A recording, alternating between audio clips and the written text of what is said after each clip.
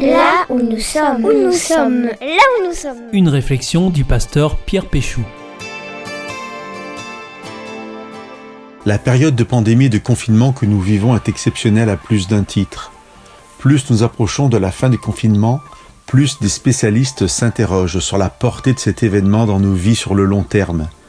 Ils parlent d'un événement historique défini très simplement. L'après sera différent de l'avant. Une chose à laquelle je suis sensible, c'est que la situation me permet de reconnaître de belles valeurs morales souvent un peu oubliées. L'une d'entre elles est la longanimité.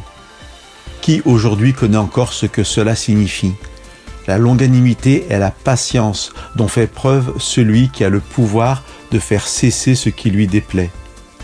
J'ai le pouvoir de faire cesser une situation, même par une violence qui serait légitime, mais je refuse de le faire. Tout au long de la pandémie, des questions ont été posées sur la façon dont les médecins décideraient du sort des plus malades et comment ils feraient pour choisir entre deux personnes de qui vivrait et de qui mourrait. Face à la situation exceptionnelle, une forme certaine de violence était envisagée et par là même légitimée. Certes, le confinement a permis d'étaler dans le temps l'arrivée des plus malades aux urgences, mais le dévouement de tout le personnel soignant a aussi été la manifestation du refus de baisser les bras et de la volonté de faire tout ce qui était en leur pouvoir pour que cette violence soit évitée et surtout pour que les personnes soient sauvées.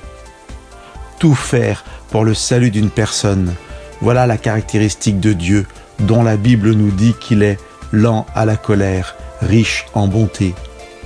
L'apôtre Paul écrira au sujet de Dieu: « Méprises-tu les richesses de sa bonté, de sa longanimité et de sa patience, faute de reconnaître que la bonté de Dieu doit te conduire à un changement radical. » Prendre conscience qu'une personne qui aurait le pouvoir de nous laisser mourir préfère user de patience et de toute son énergie pour nous sauver peut être source d'inspiration pour chacun quand ce pouvoir nous est à notre tour conféré d'une façon ou d'une autre, à notre propre niveau, dans notre famille, auprès de nos enfants, dans notre travail, auprès de nos collègues ou dans quelque autre type de relation où nous pouvons agir sur l'autre.